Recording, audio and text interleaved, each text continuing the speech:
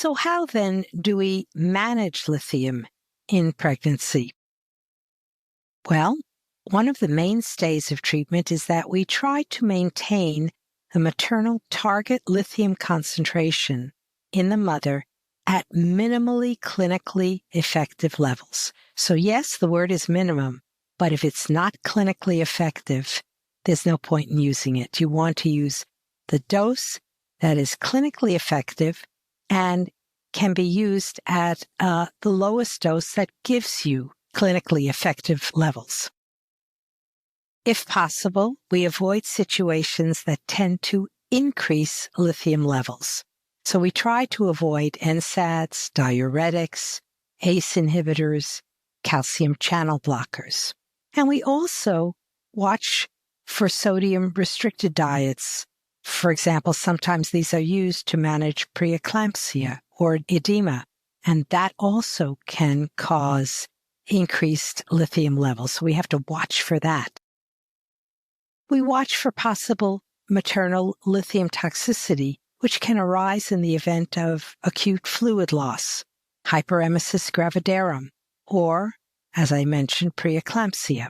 And we always monitor fetal development carefully. Remember, often a nuchal translucency test is done at 12 weeks gestation. That measures the depth of the nuchal fold in a developing embryo. And when it is higher than normal, that increases the suspicion of cardiac defect.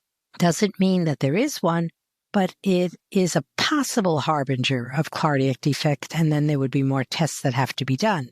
We want to make sure that a level 2 structural ultrasound is done between weeks 18 to 20 of gestation.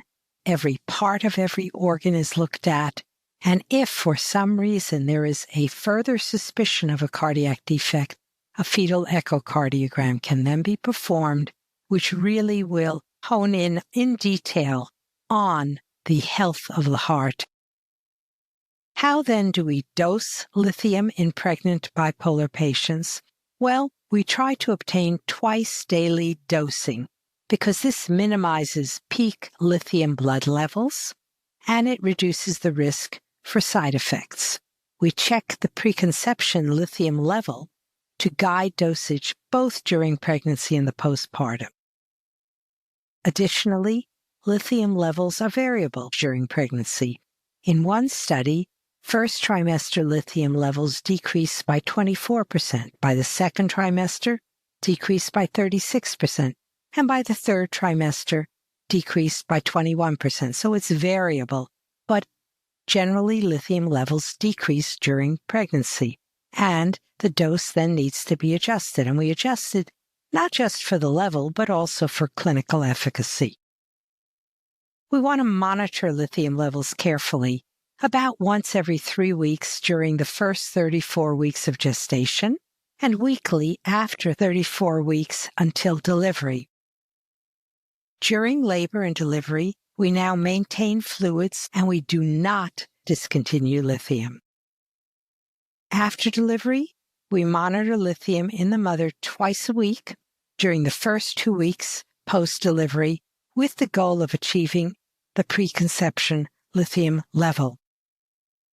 If possible, we adjust lithium doses based on the preconception history of the response clinically to lithium, and we aim to keep the lithium in the therapeutic blood range.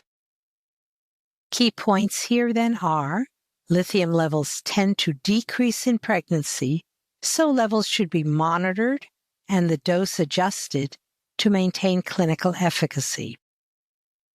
Lithium should be continued during labor and delivery, and lithium levels should be monitored twice a week during the first 2 postpartum weeks with the goal of achieving preconception mood-stabilizing levels.